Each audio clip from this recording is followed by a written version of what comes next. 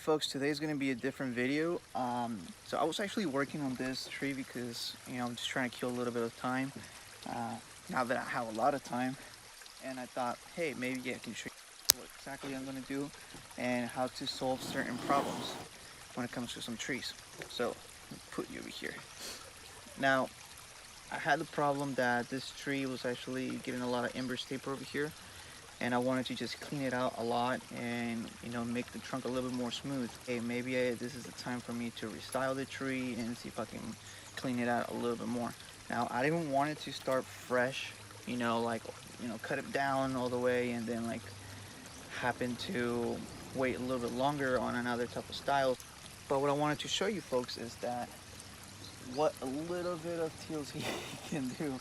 And I like this tree a lot and everything, but I feel like I can just give it a whole new form, But my plans is to actually cut this whole branch off right here,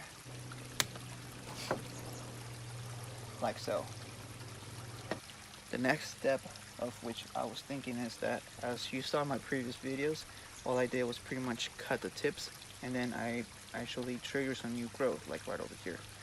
I cut this tip back in, I want to say February, and now we have some new sprouts, and that's pretty much what I want to do. I don't want to continue just cutting back the whole entire branch because I will cause the branch to ultimately die.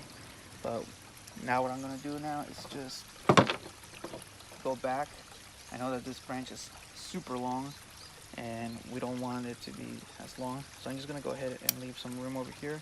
Leave this for some dieback room, and then pretty much just cause it to have new growth right here. So just the way we have it over here too, I want to be able to limit the whole size of the branch. And what I'm doing is that I'm creating ramification closer to the trunk, like so. You see this right here?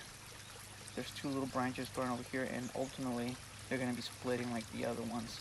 So same thing over here. I'm just going to go ahead and cut back, and it might look a little bit drastic at first, but I'm telling you, this is the best way that I would probably go about with this little tree. Alright, so now that I think about it, as I'm moving the trunk a lot, and this is what I also encourage people to look at the tree in different angles. From right here, this might actually look okay, but then again, we do have this plastic covering that area. But if you look at it from over here, it looks kind of weird, we have two branches pretty much growing at the same spot, and that has been actually the reason why there is a lot of bulging growing. So what I'm going to do actually is that I'm just going to go ahead and cut this off. So I'll grab the wrong tool and go ahead and cut it as flush as possible. Like that.